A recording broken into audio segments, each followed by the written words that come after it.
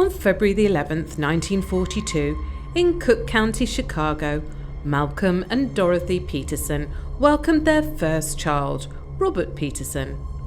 Robert was the eldest of 4 siblings, with 2 younger sisters, Barbara Ann, who was 7, and Susan, who was 5, and a little brother named Tommy, who was just 3 years old. Robert consistently exhibited responsibility throughout his childhood. John Schussler, on the other hand, was born on November the 30th, 1941, to parents Anton John Schussler Sr. and Elena Lillian Holtz Schussler. From a young age, John had a deep passion for sports. 2 years later, on November the 12th, 1943, his brother Anton John Schussler, known as Tony, came into the world. The 2 brothers shared an inseparable bond and did everything together, from hanging out to having the same circle of friends. Little did anyone know the tragedy that would befall on these 2 families would change everything.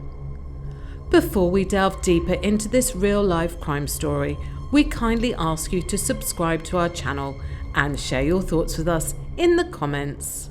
On October the 16th, 1955, in Chicago, John and Anton made a plan. They hopped on their bikes and rode over to their friend Robert's house. Earlier that day, they had made a plan to secretly go to watch a movie. Robert had permission from his parents to go downtown to watch a movie. Robert's mother, Dorothy, even helped him to choose a film. So John and Anton Schussler finally joined Robert Peterson and they went to watch a Disney movie called The African Lion. But as the evening grew darker and the clock passed 8 p.m, both families began to panic. There was no sign of the boys.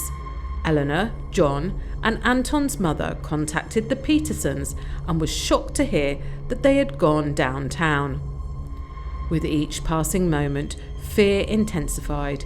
It was as if the boys had vanished into thin air, and it became evident that involving the police was the only option left. Dorothy Peterson called the Gale Street police station around 10 p.m. and spoke with Sergeant Pez, who advised them to call again if the boys didn't return within an hour. As the police began searching for the missing boys, they questioned the parents about the boys' clothing and belongings, hoping to find any clues. They found that Robert was wearing a distinctive white socks jacket, while the other boys were in Cubs jackets. The downtown area was quite far from their home, so it seemed unlikely that they had gone that way. Perhaps they had gone bowling, a favourite activity of the boys. On October 17th, 1955, the day after the boys disappeared, the unease in the community grew stronger. The police were perplexed, as they had never encountered a case in this community where a missing child didn't turn up. Then, one driver, Bruno Mansarini, remembered seeing the boys, matching Robert, John and Anton's descriptions, getting on his bus at Berto Avenue, showing student ID cards. He dropped them off at Lawrence Avenue, where they were headed to the Jefferson Park recreation alleys for bowling. It seemed like the detectives were finally making some progress in the search for the missing boys. Neighbours and relatives of the boys confirmed that they had seen Robert and Anton at the Monte Cristo bowling alley, and John chatted with a neighbour. The boys left at 8 p.m, but they went back to the alley manager, Edward C. Davis, revealing that they had been there twice that day, once around 3:15 and again at 7 p.m.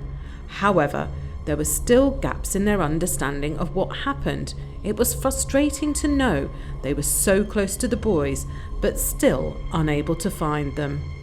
The case of the missing Peterson and Schussler boys had taken over the entire police department.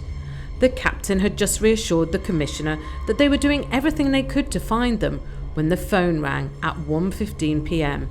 He thought it was a routine call, but as he listened, his face turned pale and eyes turned red.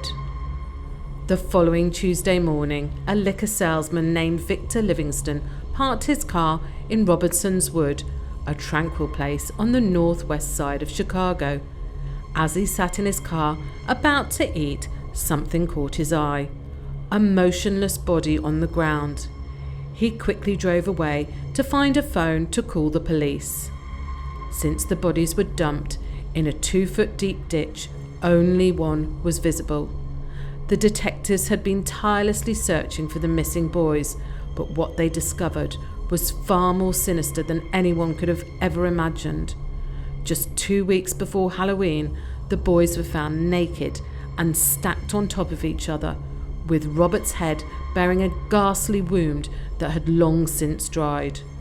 To make matters worse, the area had already been contaminated, with no chance of finding footprints or other useful evidence. One key detail stood out. There were no footprints near the bodies, suggesting the boys had been thrown from a car or truck. The killer had covered their tracks well, leaving no trace of the boys' clothing or any other incriminating evidence at the scene. An autopsy conducted on the 3 boys revealed that they had been dead for at least 36 to 40 hours before being discovered. While initial suspicions pointed to an assault, the autopsy confirmed that this was not the case. Dr. Harry R. Hoffman from the Cook County Behavior Clinic grimly noted that the person responsible for this heinous act was likely satisfying his urges throughout the act itself. Dr. Jerry Cairns was a seasoned professional. He revealed that Anton Jr. had a striking injury on his neck, resembling a karate chop. However, evidence of fingernail marks on Anton and John's necks suggested they were strangled. The Schussler boys appeared to have been strangled with bare hands, while Robert had apparently been strangled with a rope. He had also been brutally beaten on the head 14 times, possibly with a heavy tool, and the other boys had been struck on their faces with what looked like the flat side of a knife. Dr. Cairns realised that this was no ordinary crime. It couldn't have been committed by boys their own age, nor was it the work of a single man aged 18 or 20. It wasn't until December the 7th, 1955, that a set of intriguing markings was found on John's left thigh, midway between his knee and hip. These markings were oval in shape, measuring 4 inches by 2 inches, and featured a pattern of stars and letters imprinted on the fatty layer of tissue beneath the skin. Most notably, the word bear was imprinted. This detail had been missed by Dr. Cairns in his preliminary findings. Funeral home attendants discovered shocking bone fractures in the Schussler brothers, which Dr. Cairns had failed to detect. Additionally, there was another crucial piece of evidence. Adhesive tape had covered the boys' faces, but it had been removed before their bodies were left in the ditch. The gruesome murders of 3 young boys in Chicago left investigators with more questions than answers. Then, on Friday, December 28, 1956, 2 teenage girls, 15-year-old Barbara Grimes and 13-year-old Patricia Grimes, went missing after watching their favourite movie, Love Me Tender. They left their house around 6:30 to go to the movies, but never came back. Another tragedy unfolded, with their bodies found naked on a roadside, similar to the earlier murders. The chief investigator, Harry Gloss, believed there were suspected signs of violence before death, such as puncture wounds in Patricia's chest. He also suspected that Barbara had been assaulted, although the pathologists had denied it.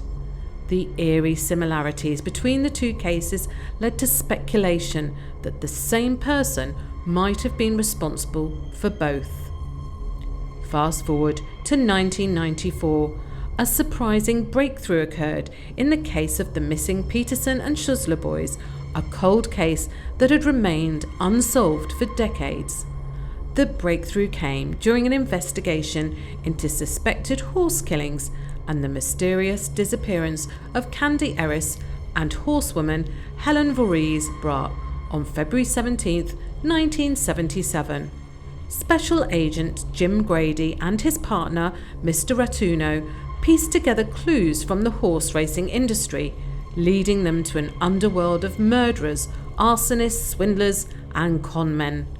Whispers about a man named Kenneth Hansen being linked to the boys' slayings began to circulate. Hansen had bragged to people he was close with about the incident over the years. Kenneth Hansen was a complex character. He was known for his intelligence and charisma and had a family with 2 sons. He operated a riding stable named Camelot near Tinley Park and became involved with a young worker named Roger Spry, who lived with the Hansens' family. As the summer of 1994 approached, Kenneth Hansen began to feel the weight of impending doom. He became paranoid, suspecting that the police were closing in on him. This ultimately led to his arrest. He was initially charged with arson related to a 1972 fire that had destroyed the Forest View stables, which claimed the lives of 36 horses. But later, he was charged with 3 counts of murder in the Peterson-Schussler case. According to the police and the testimony presented during Kenneth Hansen's trials, on October 16, 1955, Robert, John and Anton were picked up by Kenneth Hansen while hitchhiking on Milwaukee Avenue. Hansen drove them to Idle Hour Stables, where he worked. Allegedly, Hansen attempted to solicit inappropriate acts from the boys, which escalated when they refused.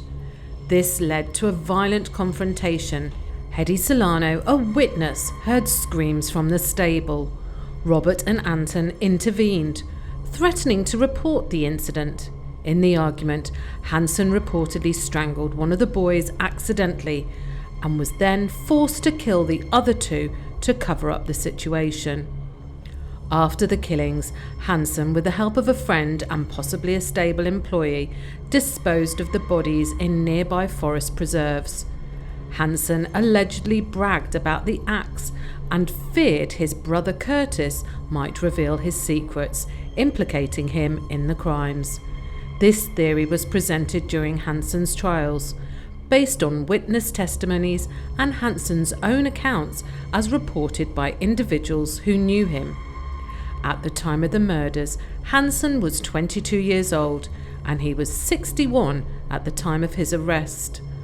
Cook County State's Attorney Jack O'Malley emphasised that after 40 years, the case could not be solved solely on physical evidence, leaving the public curious about the evidence against Hansen. Witnesses testified that Hansen had confessed to them about the murders. Kenneth Hansen was then convicted in 1995, but his conviction was overturned. He was retried in 2002, found guilty and sentenced to 200 to 300 years in prison. He appealed the decision in 2004, but it was upheld. Hansen battled dementia in prison and passed away in 2007 due to natural causes.